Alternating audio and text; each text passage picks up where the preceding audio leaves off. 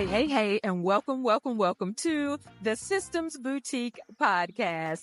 I'm Dr. Ramona H. Lawrence. Most people just simply call me Dr. Ramona.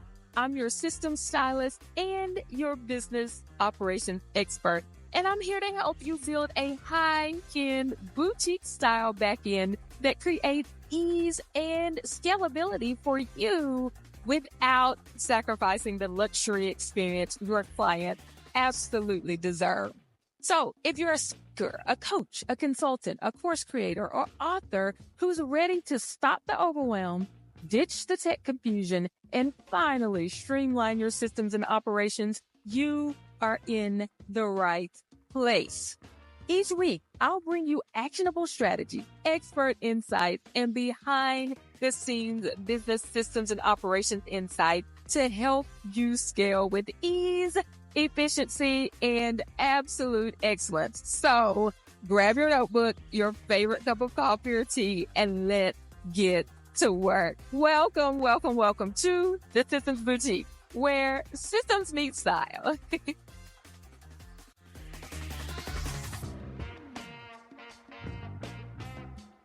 Hey, and welcome to this week's episode of the Systems Boutique podcast. And back to style you once again is our executive coach, Carlos. Carlos, we are so excited to have you back in the boutique. As always, you have given us some extremely valuable information. And today we are super excited because you have written a book. And we have to hear about it. And so that's what we're talking about today, everybody. We're talking about this wonderful book that Coach Carlos has written called No More Dancing. And so, Coach Carlos, tell us just a little bit about yourself. I think we've gotten acquainted with you by now, but give us a little bit in case the people have not met you before, and then we will jump right in. Yeah, absolutely. Well, it's a pleasure to be here. I'm always excited to talk to you and meet with you and just be a part of this whole platform. So thank you once again. My name is Carlos J. Malave, educational consultant, educator and a practitioner for over a decade. So about 14 years now. I've been in and out of schools, working as a consultant, working as an educator, working as a curriculum developer within the United States and overseas. And I've been doing a lot of coaching lately as well and helping people be able to develop something that can create more impact longer than a 45 to 60-minute engagement within a organization, a school, and that, they can build programming through curriculum and so on and so forth. Yeah. So all of that is super exciting, and you have a little fun twist to this book, and it's called No More Dancing. I know me and a lot of the audience love to dance, and we can think about, all the line dances that are coming out now. We got Boots on the Ground and Tamia and everybody that everybody's doing.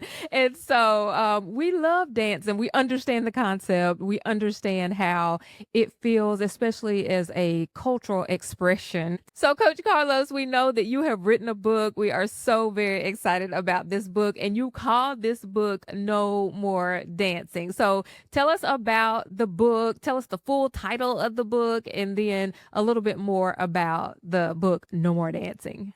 Absolutely. Yes. So No More Dancing. I grew up in a bilingual household, Puerto Rican to be exact, and there was always dancing around me. Music was always playing and consistent within my household. And I noticed very young that no matter how tense or how uncomfortable the room may be, when the music cut on, everybody could dance, whether it was salsa, merengue, bachata, R&B, hip hop, everybody could dance, and everybody danced circles around each other, right? And we developed this way of being able to dance around our issues. And I learned that we were dancing so much that we learned to not be direct, me in particular, over time, where I'm being comfortable to dance around situations that I need to address that end up building up and harming us later on. Whether it's a colleague, whether it's a friend, whether it's a family member, they do something or say something that makes you feel uncomfortable, and you let it pass, right? You let it go for the moment, just to make the peace. And I think that has led to the demise of many people. My father in particular. My father was the best dancer. I mean, he could dance circles around anybody, and he could go into any room and make anybody smile and make their day. He was that person. But he never learned how to address things, and he continued to dance. And that led to his demise, where he felt very uncomfortable towards the end of his life, and he burned a lot of bridges and never really had strong relationships because of it. So I saw the need to be able to articulate this and develop something to have this conversation so that it's normalized within our culture here in this country of like having, and in the world actually, having these difficult conversations to avoid things from building up, right? And leading us down a path that ends up being harmful for many. And that's the purpose of the book, and that's the reason why I wrote it. Yeah. So I have gotten to read this book, you all, and it is absolutely phenomenal. It takes you through this deep, deep personal journey. And I know we had on episode 3 where we talked to Coach Arletta, and Coach Arletta said, what we want is to move people out of seeing you and have them see themselves in that spot. And that's what this book does. It doesn't just say, this is just Coach Carlos. It says, here I am in this situation, and let me move through this personal journey. And it just helps you to identify so deeply with the story. And so, Coach Carlos, you took this huge personal tragedy and you moved through this deep personal transformation through this tragedy. And so, tell us how this tragedy shaped your approach to creating systems, whether that be in your business or just in life. No, absolutely. I think, I wouldn't wish this upon anyone, right? To have to go through this. My father committed suicide in 2019. And even with the No More Dancing, is a love letter to my father. So people could understand what goes into that happening in people's lives. I think people just get caught up in like how did it happen? Or he was okay, or she was okay. And, as I said before, building systems, not only in my business, but I say this a lot, aligning it to my lifestyle, right? Being able to be this person as a husband, as a father, as a friend, as a brother, as a son, right? To be able to have these difficult conversations so that when the work is in the way, right, or you have to do it for, within organizations and schools, right, it becomes natural, right, and people can feed off of that. I learned very quickly within schools that kids can smell fake from a mile away, right? And so can people, right? Adults can sense that very quickly as well.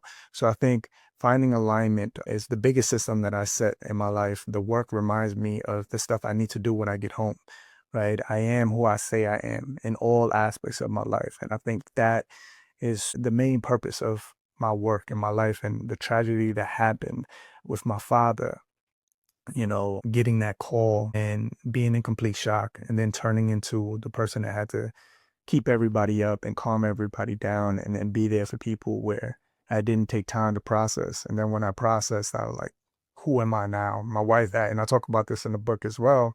My wife asked me a pivotal question, right? Because for so long, my father allowed me to use him as a measuring stick, right? And then when he was gone, she asked me, who are you now? And I couldn't answer that question. And that was something that struck me. Couldn't answer that question immediately. And that's where the work started, right? To be able to build this alignment in all aspects of my life. And that's how it has been the biggest challenge, but yet the biggest blessing at the same time. Yeah. So that's so powerful, and I know a lot of people struggle. They really struggle to turn that pain into purpose. So I applaud you for how you've been able to do that. And so tell me about the mindset shifts that help you to really systemize that growth and transformation. And, it's weird to use the word systemize because I don't think there is a system for grief. I was talking to a friend about that yesterday. There's not really a system that you can follow and say, this is exactly how it's going to work, right? But how did you turn that pain into this purpose and start to, as you say, translate? So we now translate this tragedy into how you work with schools and curriculum. No, I think it's, you know, your lifestyle and having those around you to challenge you. I think they say this all the time. Who you have around you makes a difference, right? So having those people to challenge you, not be afraid of those moments to confront you when you need to be addressed or corrected. Especially during this time, I credit my wife a great deal. Melissa was great in being able to find pockets to, push buttons, to challenge me in ways that I did not want to be challenged. I did not want to hear it. I did not want to do it. And pushing me to be able to do so. One thing that she pushed us to do during this pivotal time was for us to become debt free, right? And work on our finances and figure things out so that what happened to my father wouldn't happen again, right? In lifestyle, right? Not just in your work, right? But in all aspects of your life. One of the stresses for my father and many people are finances, right? Going into retirement, what are you going to do? You're not working anymore. Who are you? How are you going to make money? Did you save while you were young? These are the things that stress people out and lead to them, not wanting to be here anymore. And that was one of the stresses that my father had. So her challenged me in the midst of the grief to be like, hey, what are we doing? How can you do this in honor of him? We can't just stay still. We need to continue, and it became a big purpose. I seen the picture of, my grandfather, my father's father, jumped in front of a bus when he was 4. My father jumped in front of the L train in New York City. Now my mission, I saw me on the ledge and asking myself, do I want my daughter to ask why did he jump? And that became my complete mission moving forward. But to answer your question, once again, I think it's having those people. I had my friends as well, Dr. Bowie, that we went to college with, that I went to college with. He would challenge me. I had people, everybody around me was challenging me in ways that I needed, and I had to be receptive to it. So I think the system is being open to being challenged, accepting those challenges and applying those things to your life so that you can better yourself and not just get through it, but understand it so that you can use it. And that's what I've been able to do with this book, No More Dancing, with my curriculum work, with my coaching. I've been able to apply what I learned through that traumatic event and understand it more than anybody could ever understand it, right? So that I can use it. Right? And I think that's the biggest thing. You don't just go through tragedy and talk about it. You got to process it and understand it so that you can take it and teach it and apply it. So that's the biggest system that I apply to my life. Yeah. So at what point do you translate it, right? So let's talk about some of the specific things in the book and how entrepreneurs can actually use those things as they go through their business, their life, they're making this sustainable, impactful change in organizations. So talk about some of the specifics of the book and then how we can use it to impact our organizations.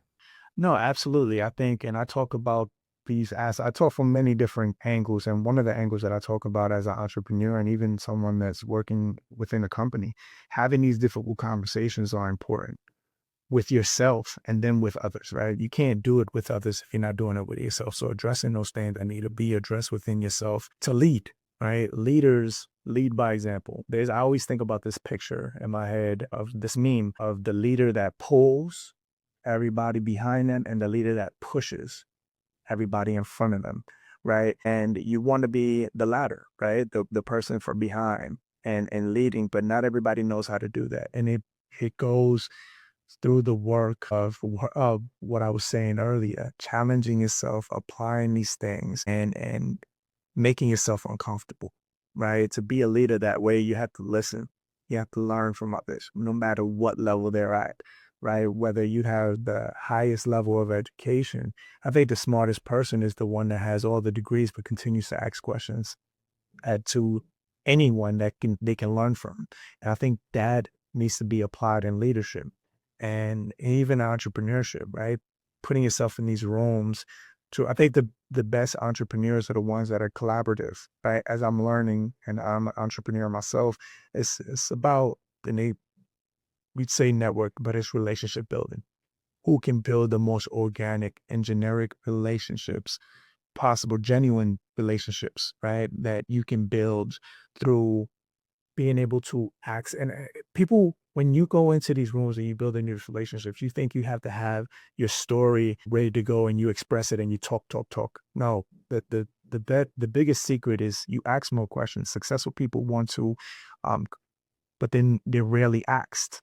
these questions, right? And going into these spaces, being engaged with asking particular questions and then being ready to express your story or your situation when asked back, right? From that engagement. So I think, you know, the biggest thing that I talk about in the book is being able to address yourself so that when you're in these spaces, it becomes natural, right? And normalized, right? Because you're doing this stuff in all aspects of your life. So when you go in this, it becomes second nature, right? To be yourself fully. And that's the hardest part when you're in business and you're in leadership, right? How can you find a way to be completely transparently yourself, right? And be able to lead. And I think that is what people are striving for. That's where people are trying to achieve, but they're confused. It gets confusing with so many things that's going on in the world and, so many leaders that aren't doing what they have to do or they're not doing it properly, right? And that I think I just wanted to translate that within the book. So for me is in my entrepreneurial experience is being in those rooms, trying to engage organically and as genuine as possible and learning this and then being around people that are super successful and they're valuing those things. And I'm like, oh, it's so backwards. When you're from the outside, you're not being taught this, but when you're inside, you're like millionaires are like, they want to talk, they want to build relationships. That's what they strive for. So, that's the main thing that I want to convey within my work. Yeah. And that's so good because I can see how these mindset shifts and these different systems that you put in place helped you to heal as you were healing other people, right? And so as you were going into these organizations helping them to implement the principles within the book, that was healing. And so when we think about this authenticity, how is it that you help people to see or to get to that authenticity? Because often we do see what other people are doing. How do other people do business? How do they do life? Do we need to do the same thing? How do we duplicate this so that we could get that success? And then it ends up being totally inauthentic. And so as you are moving through this process of developing this authenticity based on the story that you had in your life and what happened with your dad, how did you get to that point where you could truly be authentic in the way that you do the work that you do? Yeah, it was hard. It was hard. I'm not gonna lie because building my career, I was at a point where I'm studying so many, and this is a good way to put it. When you're building your career and you're trying to be successful in whatever field, right? You're studying so many other people and how they did it. And no one tells you in the midst of everything that you have to eventually stop listening to your way. And I think that is the hardest part. Like, for example, in speaking, right? You're going through my process, I'm listening to Tony Robbins, Eric Thomas, Les Brown, and all the greats. And it's on repeat. I'm listening, I'm listening. And then their story gets ingrained in your head and their voice gets ingrained in your head. You need to get to a place that stuff is good to be able to learn from other people. That's true.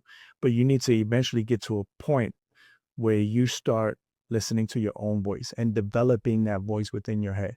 Now, how do you do that? Sitting in silence and thinking about those things that you want to achieve. How are you going to achieve it? Those difficult conversations happen in the dark with no music, no sound, with no other person, just in the dark by yourself thinking, right? Finding clarity on who you are. And I go back to the question, my wife actually, who are you now? There's a lot of freaking dark days, literally. Forcing myself, even in the shower. I take showers in the dark sometimes, just so that, one, I wake up super early to, start my day, but I do that in the dark so that I can have that moment of clarity and process. Who do I want to be today? Right. And constantly asking myself that question and those other questions that need to be asked to challenge me, like to be able to have those difficult conversations with people that I'm working with, people that I'm living with and address, right? But I think it's all about that part, building that voice within yourself. But that doesn't happen in the light. It happens in the dark. You have to take the time to yourself to develop yourself So no matter how many books you read, no matter how many experts you listen to, at the end of the day, you're going to have to sit down and say, I have to become the expert of my life. Now, how do you position yourself to do that and develop a plan? So when I doing my work, I do just that. I articulate that. I express that. But then I help people become practitioners within my workshops, right? So I learn by doing. Every time I speak, I say this all the time. I get paid more now to speak less because I facilitate. I facilitate engagement. And that's what we need to get to, right? So I can talk all day about my story, but I need to get people to act while I'm present, to put it into action, right? I need them to process. I need them to start doing stuff that they can take away and and continue to practice when they leave me, right? And that has been my whole mission. And that's how I build that authenticity, because I'm not just talking, I'm practicing it with you, right? I'm showing my vulnerability, but then I do it with you. And even when I ask people to do activities, I'm walking around and I'm not just watching, I'm engaging. I will sit down with someone that doesn't have a partner and I will do it with them and I'll show them like I'm here with you. So I think that's what it takes to be able to build that authenticity, is to do the hard work by yourself, address yourself. And then when you're out there, let them see your scars and let them build from there. Like everybody aspires to be themselves 100%. Everybody envies those people or gets inspired by people that can be themselves unapologetically. And I think that's what we need to get to. Mm-hmm. Yeah, and so I know a lot of people feel stuck and they've had some type of thing, maybe not the same type of tragedy that you've had, but they've had something that has made them feel stuck. Particularly, let's talk about in business. It might have happened in their life, but then they have felt like their business has not moved forward since then. So, what are some things that you did? What are some practical systems that people can put in place? What's an action step that we can take today to get through that stuck feeling and really start rebuilding again? First off, I would tell people all the time, because I'm a product of this, is do not leave your 9 to 5. You can build your business while having a 9 to 5, right? And let your 9 to 5 be your investment, right? To your business and your dreams, right? It should be very obvious. And I heard Kevin on stage, the comedian, say this recently in an interview on the Breakfast Club, right? Allow your 9 to 5 to fund it, right? Until it's completely obvious that you cannot do both, Mm-hmm. right? And I've worked really hard to be able to develop that. And I tell people that all the time. That everybody thinks like, entrepreneurship is this pretty, business is this pretty amazing thing once you know the right people. Even knowing the right people, you're going to have those times that are going to be hard, right? So being able to have consistent income to be able to build it out and be able to reinvest, put money back into the business is important. So that's the first thing. And then with that, even if you have a 9 to 5 and you have consistent income and you're trying to build a business, it's still going to have some dark days. It's still going to be very hard. But I think it's all about relationship building, right? You cannot do this alone. Nobody does it alone. It's about those relationships you build organically, like being truly yourself in these moments. And you don't look to receive, you give. The more you give without looking to receive, ironically, you get back tenfold. And I think that needs to be something that you need to experience, not just say, but experience. You're not going out there, I'm gonna just give, give, give, give, and then, get upset when people don't give back, right? Because you have to build these relationships organically. You got to get to know people genuinely. I know about their families, know about their struggles, know about the type of people that they are, so that you can assist. You can find ways in which you can assist genuinely, right? And not asking them, hey, how can I help you? Like just helping them because you had learned in ways that you can step in. So, and that's literally what makes business men and women successful, being able to become problem solvers in any industry. But finding solutions to these relationships that you're building, right? You see this person, it could be nothing to do with the business. You see a problem and you can solve it, you offer it, and you don't look for anything in return. And then that's remembered. So you start doing that. That's like Will Smith says all the time. That's that brick at a time. Every time you do that, you're laying down a brick. And then you will look back and it's a whole house built. You're like, damn. And then people see that house and they remember that house, how it was built genuinely with respect and honor. And that's what builds these. And then when I say that respect and honor, that's when opportunities come because they've seen what you built and they trust you. They know what you're about. And that's when you'll get that call or that opportunity. It doesn't just happen. Like people don't just get lucky. People show up and they show value. And that is how you do it. You give more than you receive, and you do it with honor and you do it with care, and you really want to help people and just be a good person. And that's really hard to do today. Ironically, that's very hard to do, just to be a good person. And it goes back to the whole point of the book. We need to stop dancing. We're dancing so much that we're losing the point of being good people. Stop dancing so that you could be a good person. Stop dancing no more dancing doesn't mean that you don't know how to dance. You can know how to dance, but you can also know when to stop and when to address. And that's the point of no more dancing and my life's work. That's good. That is good. That is a perfect way to end this. And tell us, where can we go and get this book? We need to get it immediately. And so make sure we know how we can get it in our hands and start reading. Yes, everything's going to be available on Amazon. I will be posting all over and it'll be on my website.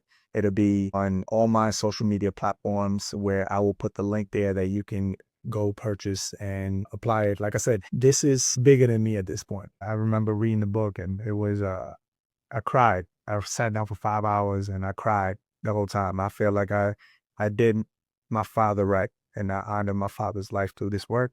And I believe a lot of people will resonate with it. So, Dr. Ramona, thank you for reading it and taking the time to do that and giving me this platform to share my story about the book and the mission. And like I said, no matter what this book does, I think at the end of the day, it's a love letter to my family. It's a love letter to my father's life.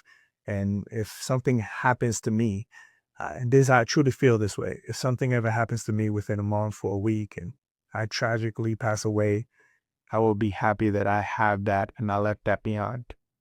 I truly feel that and I'm happy about this. So yes, Amazon, No More Dancing, Carlos J. Malave will be everywhere and it's going to be in bookstores and everything like that. And I will have announcements very soon. All righty. Well, this has been another episode of the Systems Boutique podcast. You can find Coach Carlos's information in the show notes, and we will see you on the next episode of the Systems Boutique. Bye. All right, my chic CEOs, that's a wrap for today's episode. If you found value in today's conversation, do me a favor. Subscribe, leave a review, and share this episode with another star. That's a speaker, a teacher, an author, or a coach who absolutely needs it. And hey, if you're ready to finally get your systems together, let's chat. Head over to thesystemsboutique.com/strategy to book your systems style strategy call, where we'll map out your perfect business back end. So until next time, keep it chic, keep it systemized, and keep shining like the absolute star you are. See ya.